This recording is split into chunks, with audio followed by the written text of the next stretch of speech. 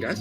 Hi, it's going to get in the Fight Club, which is directed by David Fincher, released in the year of 1999. And this is just just one of the ultimate final bosses of 1990s filmmaking.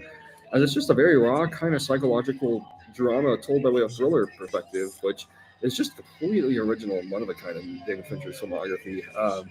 It's just a satire on just intense isolation, intense, just you could say over like frustration in a lot of ways, and kind of like letting out steam and finding a way of letting out steam in a very original sense.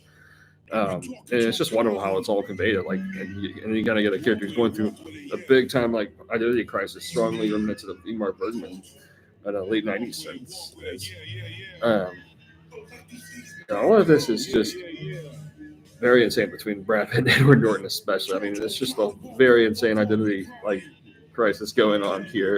It's just the Fincher just wonderfully conveys this by way of a mystery.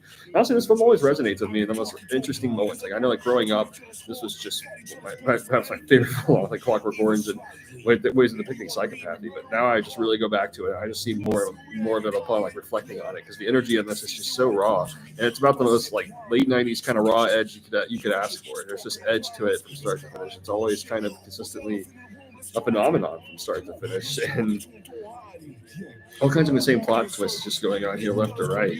It's just all kinds of nihilism going on and depths of insanity. And it's just ultimately a satire in a lot of ways. I think all of this just holds up upon every viewing. It just deals with like insomnia, depressive moods. And it's just like characters ultimately need an outlet for a lot of these like insane places.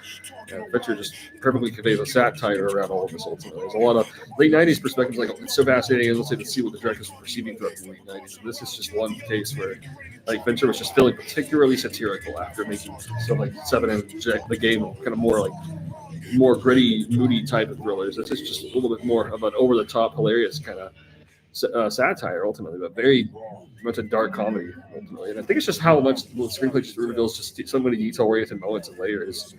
And it's just a brain twist from start to finish. Like I'll never forget seeing this the first time I watched it, Seven. And like almost like I needed to take these in a little bit. Like this one certainly needed some time, but it's like it happened. It was just like there's no going back. It's just a really fascinating sort of project all throughout. Really fascinating brain twist that holds up so well towards like 21st century filmmaking. The perfect kind of tone for like thriller kind of filmmaking ultimately, as well as it just feels very influenced by just all kinds of just 20th century kind of filmmaking. It feels like Fincher summing up a lot of like his favorites, such as like Martin Scorsese here. His way of going about his own original way of going about a lot of those that kind of energy. This one lives on timelessly. There's just so much to it. It's just kind of one of those films that just really kind of just lets out like a perfect kind of satire every sense of the word. It's just, sorry, I recommend.